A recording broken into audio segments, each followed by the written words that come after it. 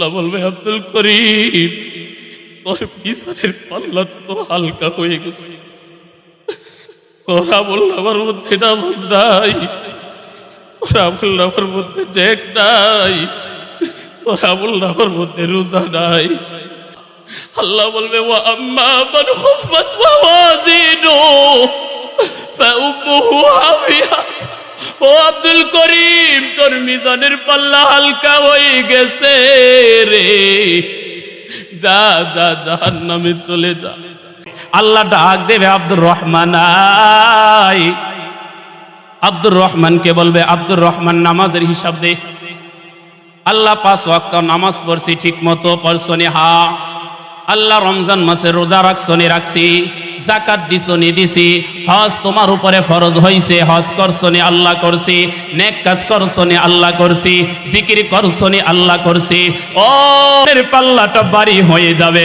আল্লাহ বলবে, যা যা যা, চির শান্তির জায়গা জান্নাতে চলে যা।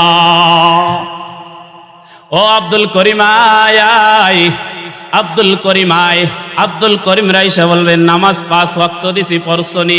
আল্লাহ মাঝে মধ্যে 2 ওয়াক্ত মিস গেছে, ফজরের নামাজ পড়তে পারি নাই, ঘুমের মধ্যে কাটাইয়া দিছি। আল্লাহ সারা রাত 12টা 2টা পর্যন্ত মোবাইল চাপছি।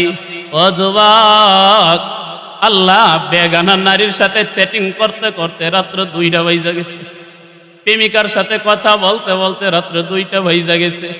আপনাকে সেজদা দিতে পারি নাই।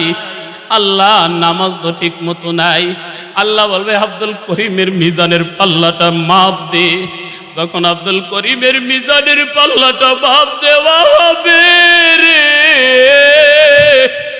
ওয়া আম্মা মান খাফফাত মাওয়াজিনুহু ফাউম্মুহু হাবিয়া। আল্লাহ বলবে, আব্দুল করিম, তোর পিছনের পাল্লাটা তো হালকা হয়ে গেছে। তোরা বলল আমার মধ্যে নামাজ নাই, তোরা বলল আমার মধ্যে ডেক নাই, তোরা বলল আমার মধ্যে রোজা নাই। এ যুবক, রাত 2টা পর্যন্ত মোবাইল টিপার সময় পাও, আর মালিকের সব কিছু পালন কইরা মালিকের সেজদা দিতে পারো না। আল্লাহ বলবে, ওয়া আম্মা মান খুফফাত মাওয়াজিনুহু ফাউম্মুহু হাবিয়া। ও আব্দুল করিম, তোর মিজানের পাল্লা হালকা হয়ে গেছে রে, যা যা জাহান্নামে চলে যা।